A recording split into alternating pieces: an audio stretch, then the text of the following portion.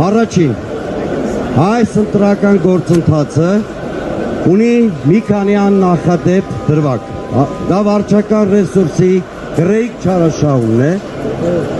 դա իշխանության ուզուրպացիայի ակնհայտ փորձն է,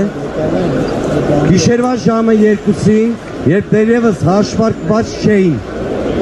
տեղամասերի արդյունքները, Նիկոլ Փաշինյանը ինքնահռչակեց իրեն որպես հաղթող, այդպիսով ցույց տալով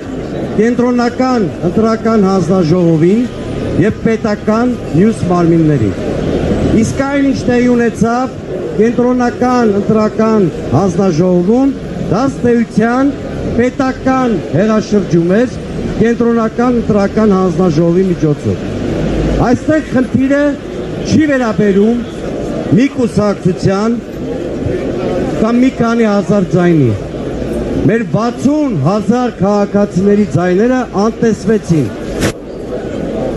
Դռնի միջամտություն եղավ ազգային ժողովի խճանկարը որոշելու հարցով։ Այսօր մենք այստեղ հավաքվել ենք մի շատ պարզ լուծում գտնելու ակնկալիքով։ Նիկոլ Փաշինյանը առաջին դեպքն է պատմության մեջ, որ իշխանություն լինելով հենց ինքն է ապալեկտիվացնում ազգային ժողովը։ Բայց այդպես վստահ է, որ ընդդիմության ձայները օրգանիկ չեն, հրաշալի առիթ է ստեղծվել։ Ապահովեք նոր ընտրությունների անցկացում եւ հայ ժողովուրդը իր հավաքականության մեջ ձևավորի ազգային ժողով։ Սահմանադրական դատարանը եւ նրա դատավորները կանգնած են պարզ երկընտրանքի առաջ։ Կամ նրանք դառնում են Վահագն Հովակիմյան, այսինքն դատարում են քրեական հանցագործություն եւ տեղավորվում են Նիկոլ Փաշինյանի գրպանում,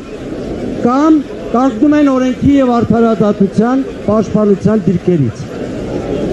Ինչ էլ որոշի սահմանադրական դատարանը, Նիկոլ Փաշինյանի ապալեգիտիմության խարանը չի վերանալու։ Ինչքան էլ Նիկոլ Փաշինյանը իրեն պատեպատ տա, չգիտեմ, բռնելու, սատկացնելու, եսի միջերի մասին խոսի, դրանից ավելի լեգիտիմ չի դառնալու։ Եվ ուրեմն, հարգելի հայրենակիցներ, իմ ելույթը ուզում եմ ավարտել կոնկրետ ուղերձով։ Կլինի սահմանադրական դատարանի շենքի մոտ,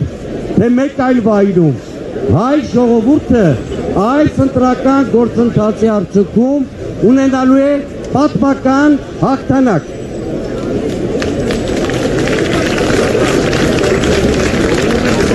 Եվ ուրեմն կոչ եմ անում հավաքականորեն չվհատվել, չհուսահատվել,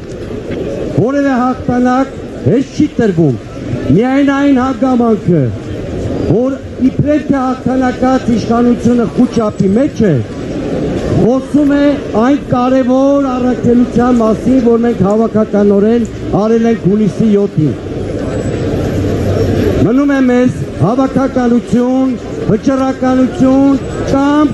եւ հաղթանակը մերն է լինելու։ Նիկոլ հեռացի, Նիկոլ հեռացի։